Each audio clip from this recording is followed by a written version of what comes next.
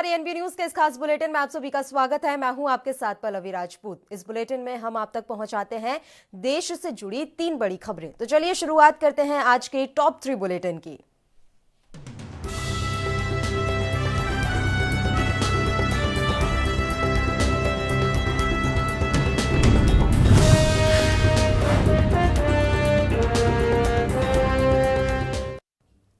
Samajwadi party के राष्ट्रीय अध्यक्ष और पूर्व मुख्यमंत्री अखिलेश यादव ने यूपीपीसीएल पीएफ घोटाले के लिए सीएम योगी को जिम्मेदार ठहराया है। अखिलेश ने कहा है कि पूरे मामले की जांच हाईकोर्ट या सुप्रीम कोर्ट के सिटिंग जज से कराई जानी चाहिए। उन्होंने आरोप लगाते हुए कहा कि सरकार विपक्ष के सवालों से इस कदर घबरा गई है कि उसने रातों रात इस मामले की जांच सीबीआई से कराने की सिफारिश कर दी।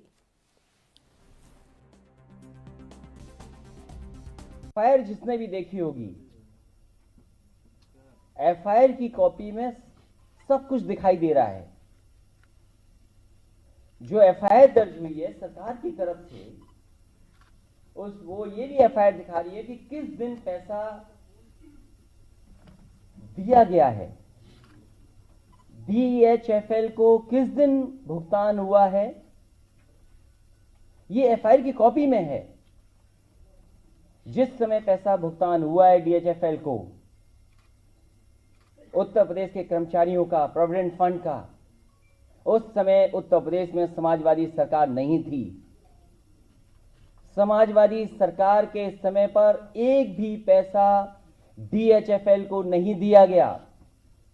समाजवादी सरकार के समय पर डीएचएफएल का उनके अकाउंट में कोई भुगतान नहीं हुआ। अगर कोई दोषी है इसके लिए तो उत्तर प्रदेश के मुख्यमंत्री खुद दोषी हैं उसके लिए।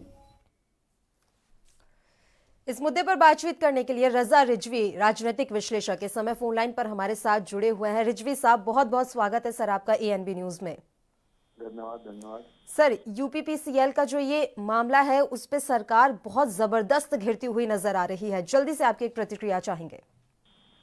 देखिए, ऐसा है कि ये जो अयोध्या प्रसाद मिश्रा, एपी मिश्रा, जो एमडी थे यूपीसीएल के, Uttar Pradesh power corporation limited के, जाहिर सी बात है ये छोटा मामला नहीं है। ये पीएफ के निवेश का मामला है, और पीएफ के निवेश का मामला है कि वहाँ के जो एम्प्लॉई हैं उनके पीएफ का है, और कोई छोटा मामला नहीं है, कम पैसे कहो मतलब।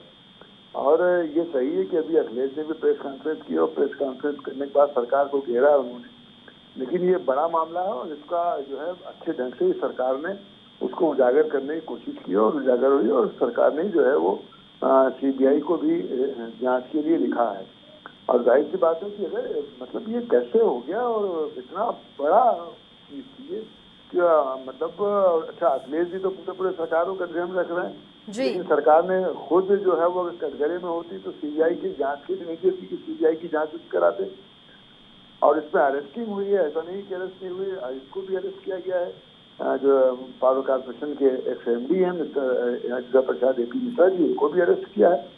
तो ये है कि ये अब कहीं ना कहीं करीब भाई, अब इससे पहले जो इसके मंत्री थे, ऊर्जा राज्य मंत्री थे, अमित शाह थे समाजवादी पार्टी के, तो ये कहीं ना कहीं कड़ी उधर तो जाते हुए नहीं दिख रही है कि जो है वो सपा की तरफ ही इसके बाद कहीं जो है मंत्री जी का तो नाम नहीं है, तो इसीलिए पहले से जो है वो अखिलेश जो है प्रेस कॉन्फ्रेंस करके ये अपना बताना चाहते हैं। लेकिन ये बड़ा मसला है, ये छोटा मोटा मसला नहीं है, और इतने बड़े करोड़ों रुपए का मामला है।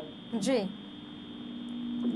सर, अखिलेश यादव ने अपनी पीसी में ये भी बात कही है कि विपक्ष के सवालों के डर के कारण रातों रात सरकार ने सीबीआई जांच कराने का फैसला कर लिया और सीबीआई जांच की सिफारिश कर दी। वाकई में ऐसा है या फिर सरकार साफ मंशा से इस पूरे मामले की जांच कराना चाहती है? देखिए, सरकार को अगर किसी चीज के लिए जिसमें सरकार अगर मान लीजिए शामिल होती है तो सरकार बहुत तेजी से फिर वो काम नहीं करती कि सीबीआई से और पुलिस से और जांच करा ले। सरकार पहले पीछे भागती है, पहले इतनी तेजी नहीं दिखाती। जब बहुत वो हल्ला होता है और बहुत ये लगता है कि नहीं अब सरकार बचेगी नहीं, तब सरकार जा करके उसमें सीबीआई जांच कराती है। और अगर सरकार फौरन सीबीआई जांच करा रही है तो इसका मतलब है कि सरकार को कहीं ना कहीं लग रहा है कि इसमें कोई बड़ा मामला है, इसमें कोई छोटा मामला नहीं है। इसलिए सरकार बहुत तेजी से जो है वो सीबीआई जांच बहुत आसान नहीं होती और बहुत सरकारें उसको, अगर सरकार का नाम आता तो सरकार उसको छिपाती, उसको दबाती, उसको ऐसा करती कि भाई उसको आगे जाने ही ना पाए, बहुत दिन लगाती, महीनों लगा देती। जल्दी से अगर जा रहा है समझिए आप, तो इसके मतलब कहीं ना कहीं इसके अंदर जो है वो बड़ी अनियमितताएं हैं और सरकार उसको खोलना चाहती है। लेकिन सरकार भले ही सर अपने स्तर पर प्रयास कर रही हो और इस मामले को सुलझाने की कोशिश कर रही हो, लेकिन विपक्ष को बैठे बिठाए एक हथियार मिल गया है और वो इसका इस्तेमाल जरूर करेंगे। हाँ, क्यों नहीं करेंगे भाई, सरकार है इनकी, 2.5 साल से ऊपर सरकार हो रही है, उस सरकार के अंदर ये खुला है। लेकिन इनका कहना है कि भाई सरकार से पहले जो है जो लोग थे उन्होंने, जबकि कांग्रेस के लल्लू जो है वो इस पर जो है अपना बयान भी दे रहे हैं और धरना प्रदर्शन की तैयारी कर रहे हैं। तो सही है कि भाई जो है वो एक बैठे बैठाए मुद्दा मिला है, लेकिन DHLF का एक जो मामला है ये छोटा मामला नहीं है। और ये कैसे हुआ और कैसे दे दिया गया इतना बड़ा पैसा, और कर्मचारियों के भविष्य निधि का मामला था और उसको जो है वो दे देना, ये बहुत गंभीर मसला है। और गंभीर मसले में अगर CBI जहाँ सरकार ने दिया है तो दूध का दूध पानी का पानी होगा। बिल्कुल, बहुत बहुत शुक्रिया रिजवी साहब, आप हमारे साथ जुड़े, तमाम चर्चा आपने हमारे साथ की। बुलेटिन में फिलहाल यहाँ एक छोटे से ब्रेक के लिए रुक रहे हैं, आप कहीं मत जाइएगा, जल्द हाजिर होंगे।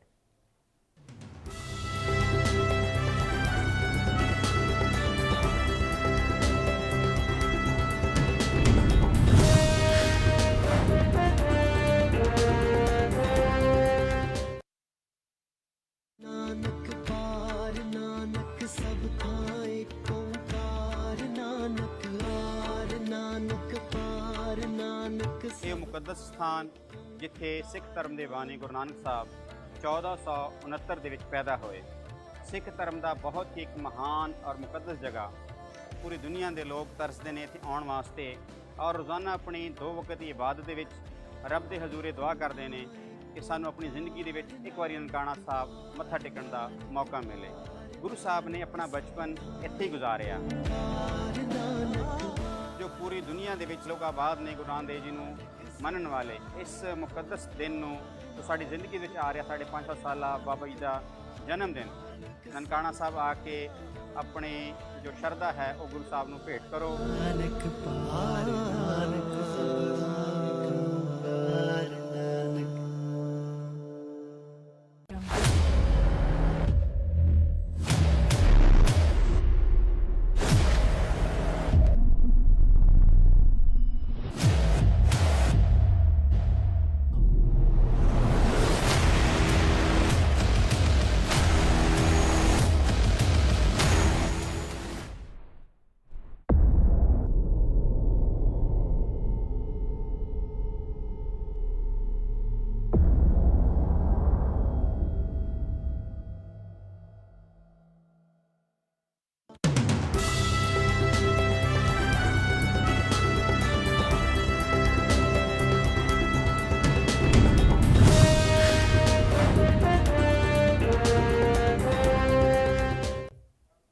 ब्रेक के बाद एक बार फिर से आप सभी का स्वागत है। बढ़ते हैं अगली खबर की ओर। महाराष्ट्र में बीजेपी शिवसेना की रार के चलते सरकार बनाने में हो रही देरी के बीच शिवसेना नेता किशोर तिवारी ने आरएसएस प्रमुख मोहन भागवत को पत्र लिखा है। उन्होंने अपने खत में बातचीत के लिए नितिन गडकरी को भेजने की सलाह दी है। महाराष्ट्र में सरकार गठन पर किशोर तिवारी ने कहा कि मैंने आरएसएस प्रमुख मोहन भागवत को बातचीत शुरू करने के लिए पत्र लिखा है। पत्र में मैंने नितिन गडकरी को भेजकर बातचीत शुरू करने की पेशकश की है। नितिन गडकरी 2 घंटे में मामला सुलझा लेंगे।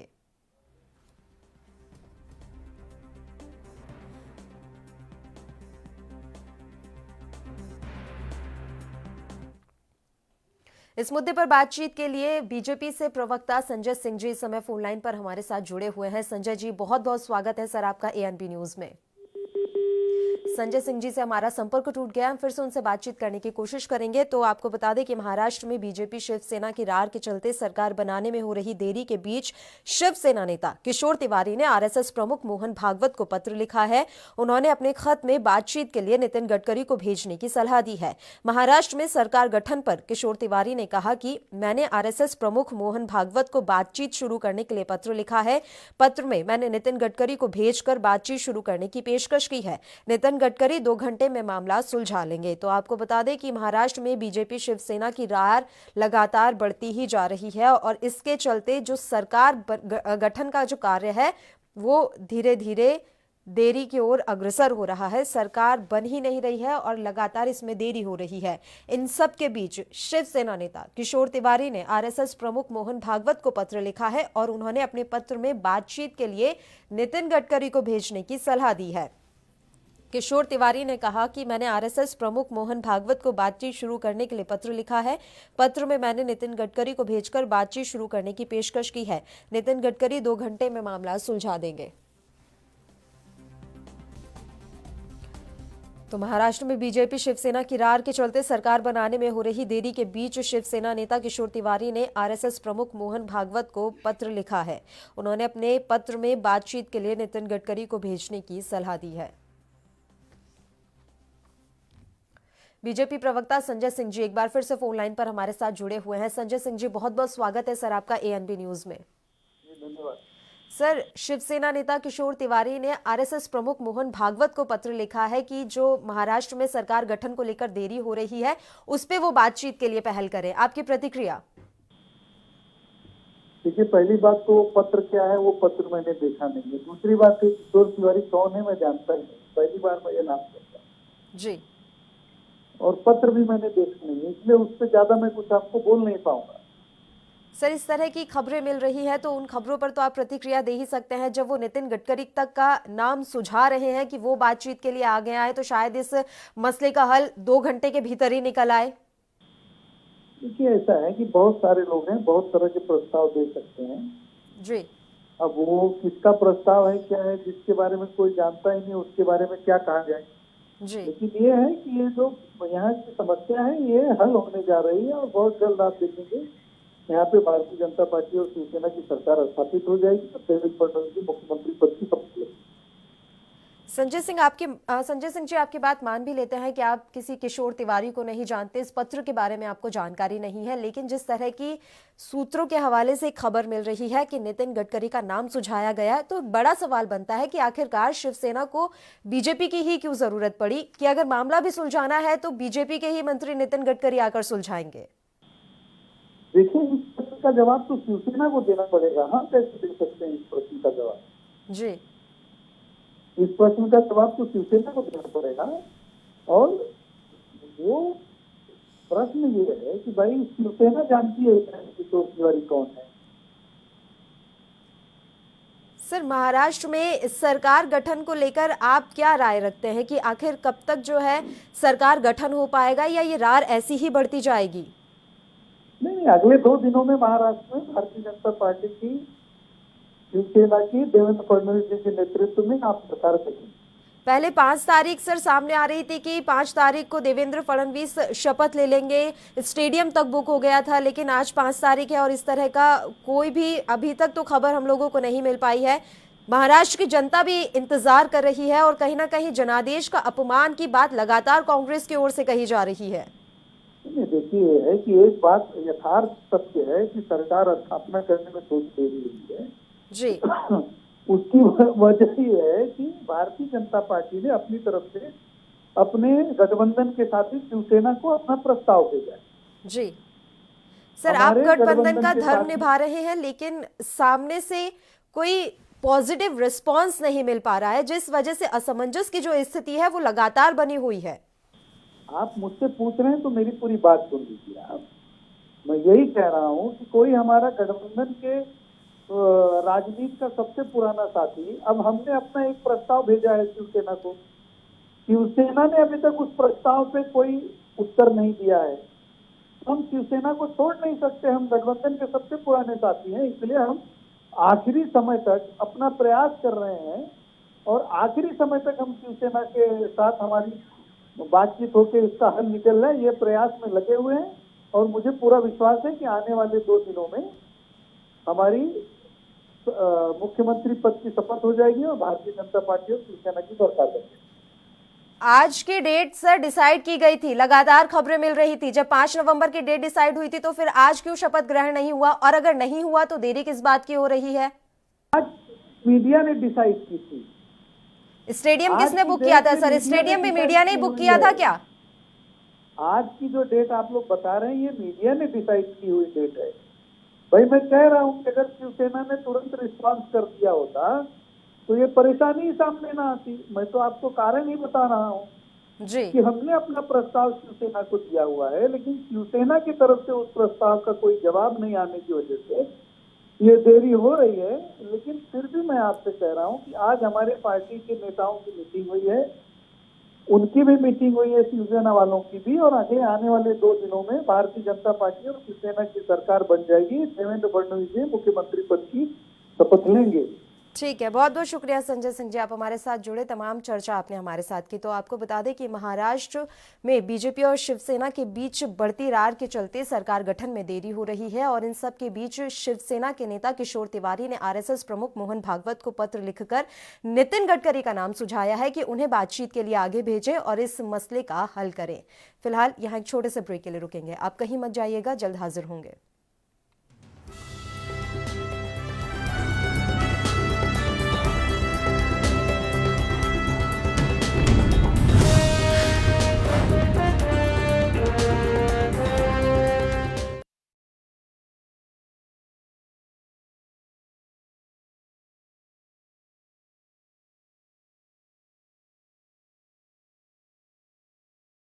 जी गुरु नानक देव जी महाराज जो सिख मजहब के बानी सन, वो अपनी 52 साल की जिंदगी गुजारन तो बाद 1521 दे विच इस मुकाम ते पहुंचे।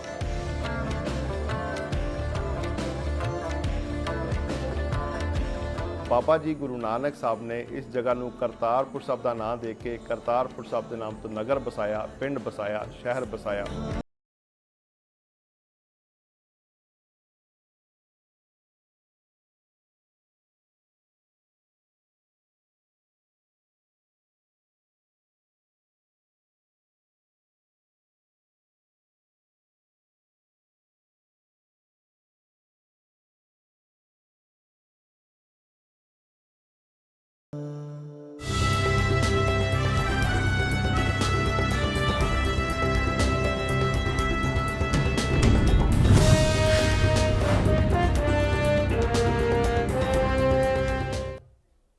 ब्रेक के बाद एक बार फिर से आप सभी का स्वागत है। रुख करते हैं अपनी सबसे आखिरी और तीसरी खबर का। दिल्ली के 30 हजारीकोट में शनिवार को वकीलों और पुलिस के बीच हुए झड़प के 2 दिन बाद पुलिस हेडक्वार्टर के बाहर दिल्ली पुलिस ने विरोध प्रदर्शन किया। पुलिस वाले वर्दी में सड़कों पर उतर आए। इस दौरान आईटीओ स्थित दिल्ली पुलिस हेडक्वार्टर के बाहर कुछ पुलिस के लोगों ने किरण बेदी की तस्वीर हाथ में लेकर नारे लगाए, हमारा सीपी कैसा हो, किरण बेदी जैसा हो। किरण बेदी के पोस्टर के साथ वी नीड यू का कैप्शन लिखा हुआ था।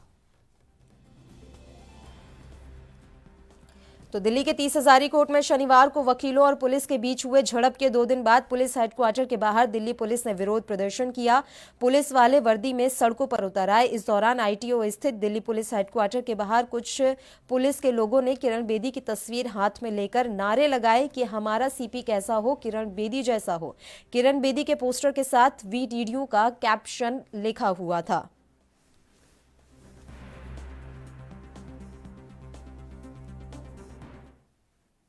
इस मुद्दे पर चर्चा करने के लिए सुनील कौशिक, राजनीतिक विश्लेषक, इस समय फोन लाइन पर हमारे साथ जुड़े हुए हैं। सुनील जी, बहुत बहुत स्वागत है सर आपका एएनबी न्यूज में। जी पल्लवी जी, धन्यवाद। सर, 30 हजारीकोट का जो ये बवाल है वो लगातार बढ़ता ही जा रहा है, और आज जो सबसे बड़ी बात देखने को ये मिली कि इतने अरसे बाद किरण बेदी को फिर से याद किया गया। ये देखो, किरण बेदी ने जो पुलिस के लिए काम किया और दिल्ली में पुलिस कमिश्नर रहने के बाद जो सामंजस्य दिल्ली में था वो लोगों ने याद किया है। और जो स्थिति आज की देखी आपने 3 दिन से जो चल रही है कि हाई कोर्ट के संज्ञान में लेने के बाद भी जब उन्होंने कोई कमेटी बना दी और 6 हफ्ते में रिपोर्ट मांगी है, तो एडवोकेट्स को कम से कम उनका इंतजार करना चाहिए। और आज उपराज्यपाल ने भी जो रिपोर्ट मांगी है कि क्या चल रहा है इस समय, गृह मंत्रालय ने भी नजर रखे हुए हैं। तो मुझे लगता है कि दोनों पक्षों को कम से कम संयम बरत के ईमानदारी से जो रिपोर्ट्स आनी है उसका इंतजार करना चाहिए। बिल्कुल सर, हमारे साथ सुप्रीम कोर्ट के वरिष्ठ अधिवक्ता शाहिद अली जी भी इस समय फोन लाइन पर मौजूद हैं। शाहिद अली जी, बहुत बहुत स्वागत है आपका एएनबी न्यूज में। शुक्रिया बहुत बहुत। सर, जो भी घटना हुई उससे कहीं ना कहीं ये बात सामने निकल कर आ रही है कि कानून के जो ज्ञाता हैं उन्हें ही शायद अपने कानून पर भरोसा नहीं रहा। इसमें ऐसी बात नहीं है, कानून पे सबको भरोसा है, कानून अपना काम करता है। जब कानून का मिसयूज जहां पर होता है ना, भरोसा वहां पर उठना शुरू होता है। कानून का मिसयूज कोई भी करे, कोई भी कानून का मिसयूज करे, वो मिसयूज किसी न किसी पक्ष पर जाकर के जुल्म और सितम करता है, और जिस पर जाकर जुल्म और सितम होता है जाहिर है वो प्रोटेस्ट करेगा, आवाज अपनी उठाएगा। तो ये चीज ऐसी हो रही है, इसमें कानून के ज्ञाता लोग नहीं कर रहे हैं, बल्कि हो रहा है कानून का जहां पर मिसयूज हुआ है तो दूसरे आदमी पर जुल्म हुआ है। जो कचहरी के अंदर पहले दिन घटना हो गई, कोई भी कानून दुनिया का नहीं कह सकता कि साहब निहत्थे लोगों पर गोली चलाइए। सर, पुलिस पर जो आरोप लग रहे हैं, शाहिद अली जी, पुलिस पर जो आरोप लग रहे हैं, अगर उन आरोपों को सही भी मान लिया जाए, सर आप वरिष्ठ अधिवक्ता हैं, तो भी किसी भी हालात में जो वकीलों ने अपने कानून को हाथ में लिया उसे जायज नहीं ठहराया जा सकता। मैडम जी, आप इस बात का जरा ख्याल करिए कि आप मुझे, आपके पास अगर हथियार है और आपको हथियार रखने की परमिशन है तो क्या आप मुझे गोली मारेंगे? और अगर मुझे आप गोली मारेंगे तो मैं उसको प्रोटेस्ट भी नहीं करूंगा क्या? उससे पहले जो मारपीट की गई सर, शाहिद अली जी, उससे पहले जो मारपीट की गई, इसको हमारे पास भी सारी वीडियो है कि वकीलों के चैम्बर्स पर तकरीबन 1000 पुलिस वालों को एकदम से वहां पर ले जाकर अटैक करवाया जाता है, चैम्बर्स को तोड़ा जाता है, वहां पर वकीलों की पिटाई की जाती है। उस पक्ष को नहीं दिखा रही है अगर मीडिया, तो इसका मतलब ये नहीं कि वो पक्ष झूठा है। मीडिया दिखा रही है, लेकिन जिस तरह के वीडियो नहीं, मीडिया की मंशा पर सवाल उठाने का कोई मतलब ही नहीं बनता सर। मीडिया दोनों पक्षों को दिखा रही है। जब पुलिस वाले हमारे साथ जुड़ते हैं, हम उनसे भी यही सवाल करते हैं कि उन्हें भी कानून अपने हाथ में लेने की जरूरत नहीं थी, कि अगर उनके पास, पुलिस के पास बंदूक है तो वो बंदूक का इस्तेमाल करें। लेकिन जो वीडियो साकेत कोर्ट के बाहर का सामने आया, वो क्या था? एक पुलिस वाला बाइक पर जा रहा है, आप उसे थप्पड़ मार रहे हैं, उसका क्या मतलब था? उसके लिए देखिए, हमारे जो नेशनल प्रेसिडेंट हैं मनोज मिश्रा जी ने, उन्होंने ये कह दिया कि उनके खिलाफ, उन वकील साहब के खिलाफ कार्रवाई हो रही है, उनका लाइसेंस निरस्त किया जा रहा है 2 दिन के अंदर। वकीलों ने उस पर बिल्कुल एक्शन लिया है और लेना भी चाहिए। हमने ये आपसे पहले ही बात कही है कि कोई भी मिसयूज जहां पर होता है तो दूसरे पक्ष को जुल्म करता है। जहां पर ये वकीलों ने मिसयूज किया, अगर वो वकील हैं वाकई में, हमें पूरी तरह से एक अंदाजा यह है कि वो वकील नहीं है, बल्कि वकीलों के आंदोलन को खत्म करने के लिए कि टाल हो सकती है, इंक्वायरी होगी, जुडिशियल इंक्वायरी होगी, तमाम सब सामने आ जाएगा। लेकिन वो अपैरेंटली लग रहे हैं कि वो वकील हैं, अपैरेंटली लग रहे हैं। इसीलिए मनोज मिश्रा साहब ने ये कहा है, जो national bar council of India के प्रेसिडेंट हैं, कि विद इन 2 डेज हम उनके बारे में पता करके कौन लोग हैं वो, उनके खिलाफ कार्रवाई करेंगे, उनके लाइसेंस को निरस्त करेंगे। बार काउंसिल ऑफ इंडिया ने यह भी कहा है कि अगर कोई वकील किसी हिंसा में पाया जाएगा तो इस बार बार काउंसिल ऑफ इंडिया इस मामले से खुद को दूर कर लेगा, यानी कि कहीं ना कहीं वो भी हिंसा के मामले को गंभीरता से ले रहे हैं। बिल्कुल, देखिए, वकीलों का काम लड़ने का नहीं होता है, हाथ पैरों से जो लड़ाई की ये चीजें ये वकील नहीं कर रहे हैं। मैं आपसे वही कह रहा हूँ कि हो सकता है कि वकीलों के आंदोलन को एक ये फेल करने की साजिश के तहत ये करवाया जा रहा हो, या हो सकता है कुछ गुंडे किस्म के लोग उसके अंदर आगे हों। अगर वो वाकई में वकील हैं तो उनका लाइसेंस निरस्त होना चाहिए, इसमें कोई शक की बात नहीं है, जो इस तरह की चीजें हैं। लेकिन मैं एक बात कर रहा हूं, जिस चीज को आप लोग पूरी तरह से नकार देते हो या उसको इग्नोर कर देते हो, आप इस चीज से क्यों बात नहीं कर रहे हैं कि पुलिस को, जिसको की परमिशन मिली हुई है हथियार रखने की, वो गोली चलाने की ना सिर्फ धमकी दे रहे हैं, गोली उन्होंने चला दी। हमारा वीडियो है, आज देखिए धरने के अंदर वहां पुलिस वाले ओपनली धमकी दे रहे हैं कि हमारे पास हथियार होती है, हम गोली चला देंगे, हम ये कर देंगे, हम वो कर देंगे। आपके पास ताकत अगर कानून ने दी है तो कानून आपकी ताकत लेने की भी ताकत रखता है, इस चीज को नहीं भूलना चाहिए किसी को भी। ठीक है सर, साकेत कोर्ट के बाहर की बात अभी हम कर रहे थे, आपने कहा कि अभी जांच हो रही है कि वो वकील थे भी या नहीं, तो आप ही बता दीजिए सर, वो वकील थे या फिर कोई और था? मैंने आपसे अभी ये कहा है, पूरे आपने स्टेटमेंट को शायद गौर नहीं किया, कि अगर वो वकील हैं तो उनके खिलाफ कार्रवाई होगी। अपैरेंटली जो ड्रेस है, ड्रेस उन्होंने वकीलों की पहनी हुई है, लेकिन वो ड्रेस कोई भी पहन सकता है, तो उनके बारे में पता नहीं है वो वकील है या नहीं है। जो एफआईआर पुलिस ने करी है, उस एफआईआर में भी जो उन्होंने एफआईआर किया, आपने वो एफआईआर शायद पढ़ी नहीं है, उसमें डकैती तक का मुकदमा उन्होंने लगाया है पुलिस वालों ने।